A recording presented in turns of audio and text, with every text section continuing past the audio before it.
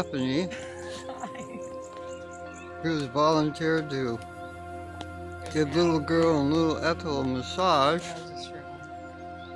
And the lady holding little Ethel here is Mary, who's been very gracious and generous to let us come here and rest.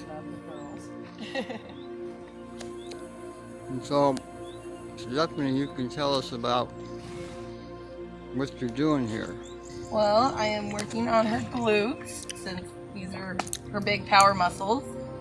We're just gonna give her some relaxation since she does all the walking and hauling for you guys. So right now I'm targeting, it's right above her greater trochanter, the big bicep femoris and the glutes.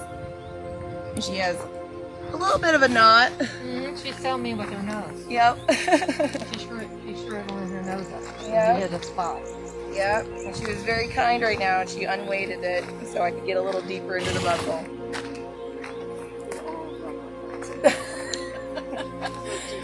I know. All the horses love their little butts rubbed.